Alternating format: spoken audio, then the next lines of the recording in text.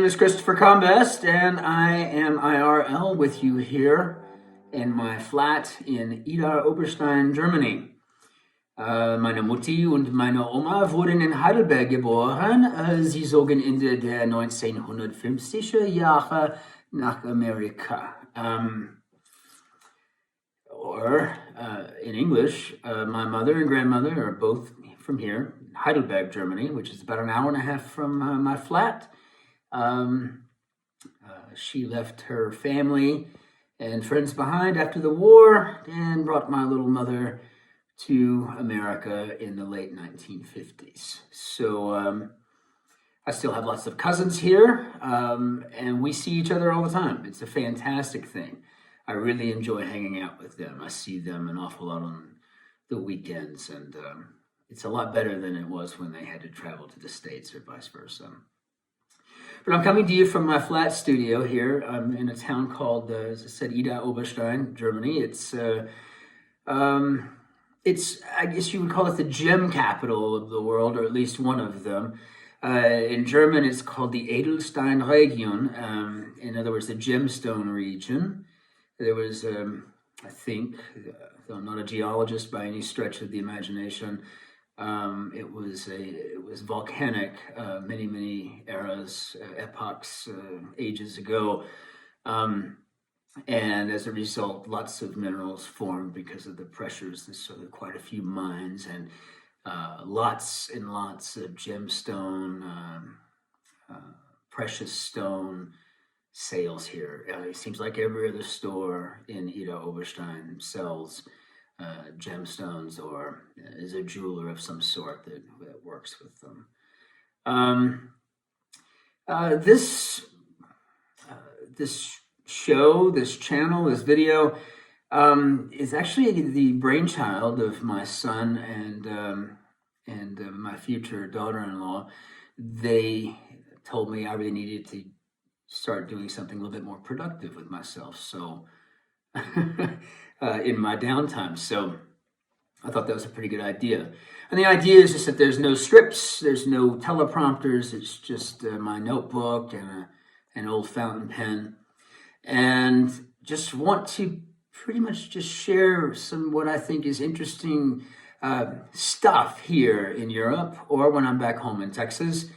Let's just maybe take a look at the world and the not so touristy stuff, and maybe even touch on some other things that are just of some interest, right? From art and architecture to history to military campaigns, the things that shaped our modern culture, and the things that we enjoy in our modern culture too. So that's the idea behind the video. And I thought we would start today with our first one discussing this fantastic project started in the 1990s by an artist named Gunter Demnig. And what he came up with is a way to memorialize victims of the Holocaust, or at least I saw it that way at the time. I remember reading about it when I was an undergraduate student back in Texas. He's created these brass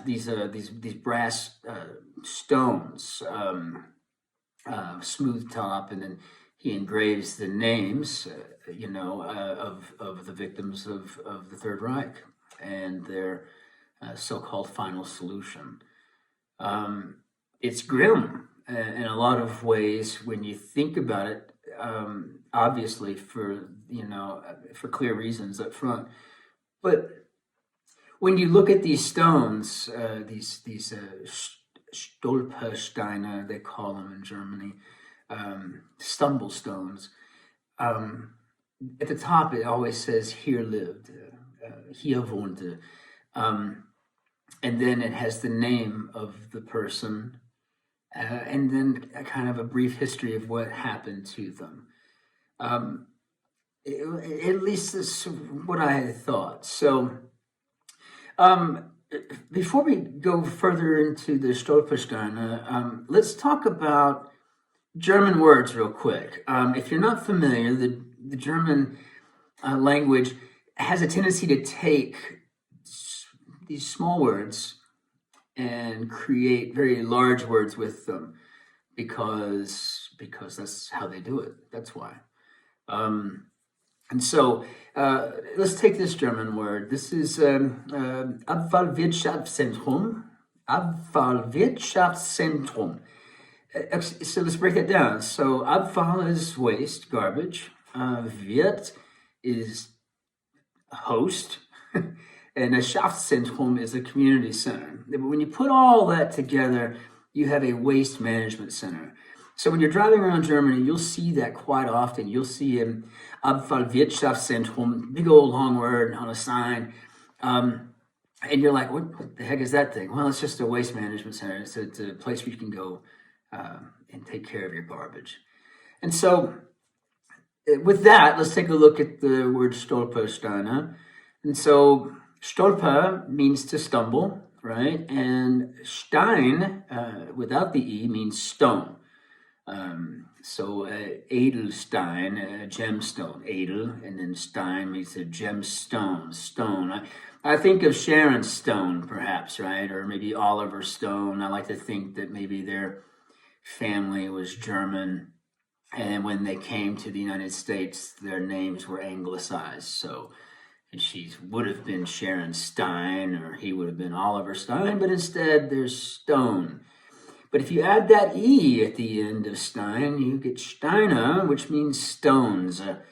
And that's the plural of it. And so it goes back to when I first got to Germany. I wanted to buy an easel, and so I was looking on Etsy or Marketplace, someplace. Don't really remember where.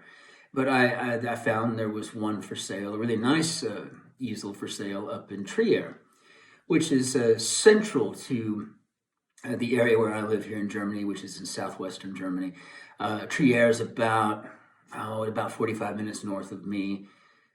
Interestingly enough, I can get to Frankfurt in about an hour. I can get to Heidelberg in about an hour and a half. I can get to Metz, France, and that whole region over there in about an hour. My best friend, whom I met in Kazakhstan back in 2009, it's 2010, a while back. He's Belgian and he lives in Antwerp, and I can actually drive about 2.5 hours and I can go see him. So it's a lovely location where I'm at here in Germany. I can also get to Venice in about 8 hours, and I can cut that trip in half by stopping, say, in Como or Milan and shopping, say, the night, etc., and then go. I can get to Austria in about 4.5 hours. Switzerland's about 2. Paris is a 4-hour drive. It's even a shorter train ride.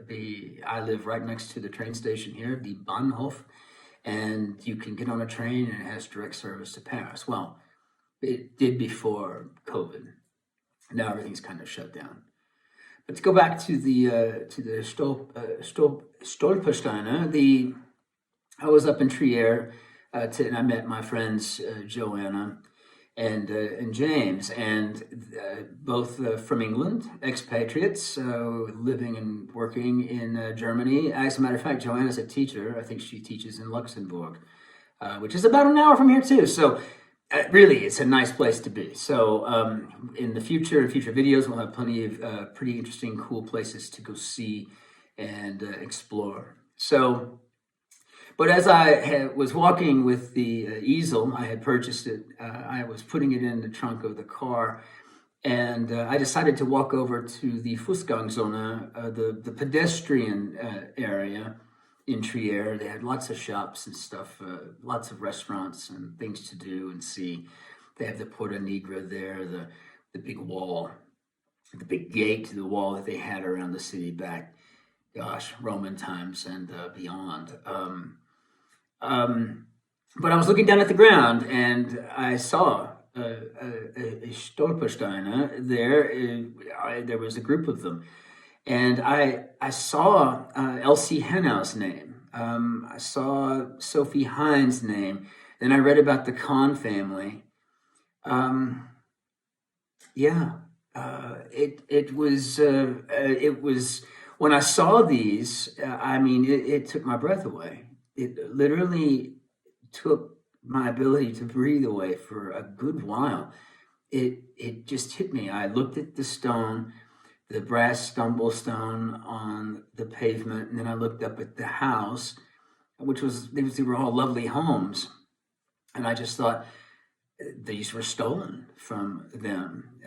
No good. And then they were deported and murdered. And it tells that story in just a few lines on these Stolpersteine. And so, coming back to Idar-Oberstein, had kind of a lump in my throat. It really affected me. And so I started, and I remember thinking back to undergraduate and reading about the work of the artist and what he was doing. And I was quite fascinated with it at the time. And I had visited Germany since. I had seen them in like Wiesbaden and Heidelberg, but I and a few in Frankfurt. But for whatever reason, it didn't hit me the way that it hit me when I saw it here just recently up in Trier. So I started looking around, and I noticed just a few feet away from my parking spot, which is just about 150 meters from my apartment. I was walking up this road here, and I come across the Schubach family, just walking up my street. And so I had to get some footage of this, and I wanted to share, but this is a family that owned a butcher shop that was Aryanized. And let's think about that for a second. So this is, according to Merriam-Webster, this is the definition of Aryanized. I mean, essentially, it just means taking something away from somebody who's Semitic or otherwise not Aryan and repurposing it as your own. Theft, really. It's just horrible if you think about that. But going back to these stones here, it tells a story in and of itself. You see the mother and father here. They left a year after their daughters. And their daughters were headed. They were sent to America a full year before their parents were. Now, I looked up some history here, some local history, and I saw that they had a successful butcher shop here, a Metzgerei in the area. And when things started getting violent and uncertain, they decided to send their daughters to the United States, presumably to stay with some friends or relatives there. And wasn't able to dig that far. But I see that a year later, mom and dad joined them in New York City. And so these stones here say that they fled to the United States, that they were able to make it. They were able to get out of Germany. And so that, yes, while victims of the Holocaust, for certain, this is not a story of someone being murdered, at a death camp. This is a story that kind of makes you want to scream, yay, you want to celebrate, you want to cheer them on because they made it out of here. But going back to that night, and I'm assuming it was night, maybe it was broad daylight, but give me some creative license. I can't imagine back in a world where there was no Twitter, there was no Messenger, there was no WhatsApp, no iPhone, iMessages, there was nothing, no Signal, no Viber, there was no way to communicate, in a real-time manner. I mean, it was mail, right? It was letters, the analog kind. And that was an arduous, long process to get mail from Europe to the States and vice versa. But they sent their daughters off. And in my head, sure, in the inky shadows, they made their way to the drop-off point where, whatever. I get it. But can you imagine sending your child off into the unknown? You don't even know if they're going to make it. You don't even know if they'll get stopped along the way. And, some member of the Gestapo or otherwise the Nazi party says, what's your last name? Oh, Schubach. Okay, well, I see you're Jewish. Well, we're going to go ahead and hold you up here, and send you off to this camp. I mean, it had to be gut-wrenching. I mean, just absolutely gut-wrenching. And so, not knowing what their fate was for probably many weeks until the mail came. And also for the daughters to be traveling on their own, alone, only with each other, off to the United States when they were from Idar-Oberstein, Germany, right? It had to be a whole range of emotions in that experience that I can't even imagine. It's then you've got this. Then you've got mom and dad showing up a year later here. And I'd like to think that maybe it's just the romantic in me, but I'd like to think that they showed up and saw each other, they embraced, they reunited, with the Statue of Liberty, give me your huddled masses, yearning to be free in the background, I like to think that was the picture. I like to think of this mother and father and two beautiful young girls seeing each other again in New York City. Here's a page from the United States Census report from 1940 from New York. And as a matter of fact, I think it's on Pinehurst Avenue in Manhattan. And you see here where mother and father and both daughters are living in New York City in 1940 with the Rosenbergs. I'm assuming family or friends that they had met otherwise. And so that's a fantastic story. Also, it turns out that Gunter Demnig created Stolpersteine for those who were able to escape by suicide. What a horrible way to escape, but nevertheless, it was an escape. And he celebrates them. He celebrates these people that way, and it truly is remarkable. It's quite beautiful. And so I'm going to take you down the street a little bit more here in my neighborhood, and we're going to cross over here the main road, by the way, which is it's all a big bridge, as a matter of fact. And we'll address this in another video here real soon. But basically, they paved over the Nahe River here in Idar-Oberstein and created a road. So when you're standing on the sidewalk down on the ground level, you will feel it bounce sometimes like you're on a bridge. And it's essentially because you are on a bridge. But we're going to take this sky bridge, the skywalk across the street. And I'm going to show you here, this is the Fußgangszone, which is right across from where I live.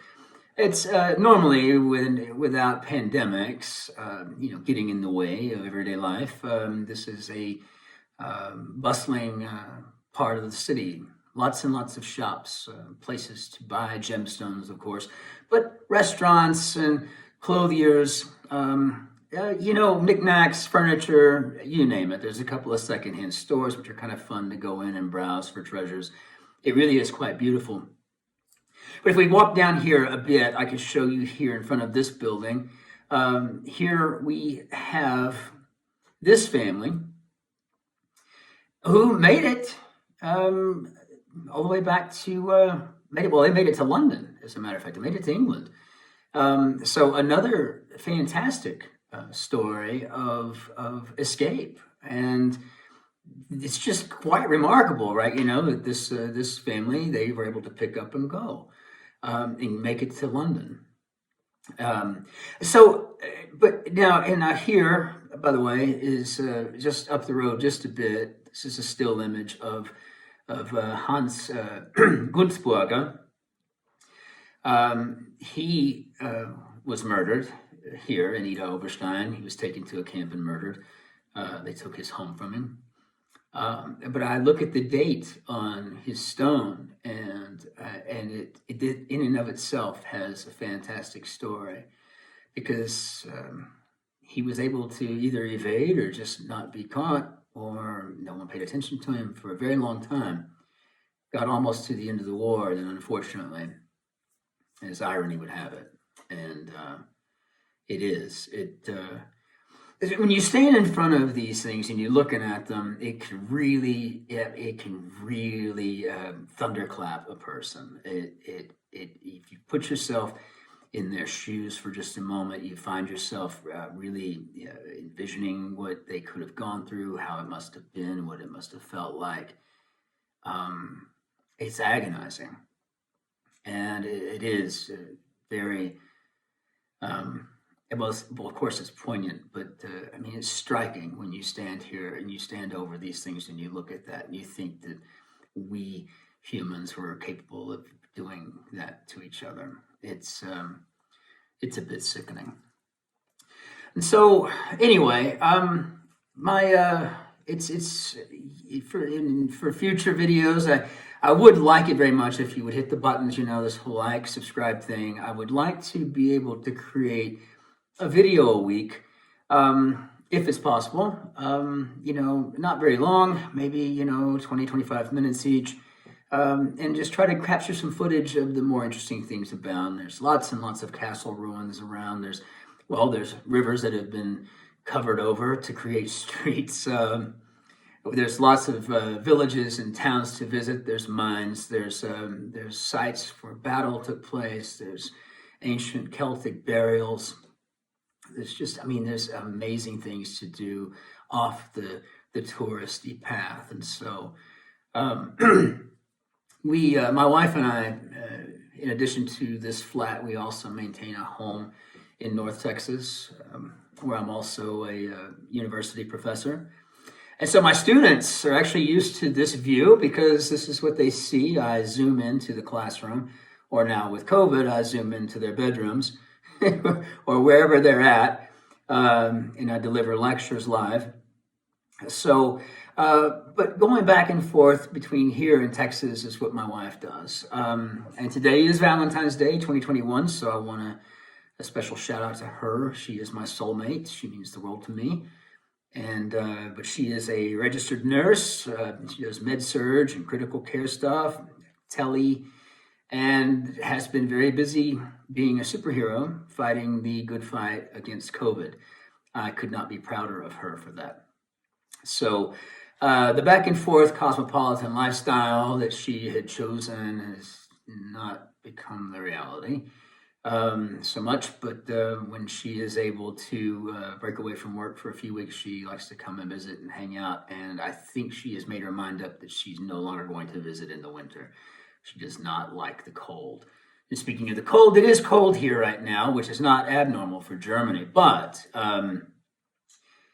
it is really cold back in Texas. I see that they had sheets of ice and terrible accidents caught just on people's cell phones. Amazing, horrible stuff. So y'all try to take care of each other, right? Everybody back there. Things are bad enough as it is. We don't need to make it worse, right? So slow down and try to keep things as normal as possible. Again, it's really great. This is going to be a lot of fun. I'm looking forward to making more videos with you. So if there's anything you want to see, comments, please, let me know what it is you'd like me to cover. I'm happy to. And as soon as travel opens up, no longer restricted, we will visit lots and lots of places and see lots of cool things. So down below in the description area, I've left some links for you to the Stolpersteine project. I've also left some links so you can better understand Idar-Oberstein and the Rheinland Pfalz area here in the Palatinate. I've also left a link to showcasing some of my art and writing if you find any interest in that whatsoever. It's up to you. But until next time, I'm looking forward to getting to know everybody and making this channel a success. So until then, cheers.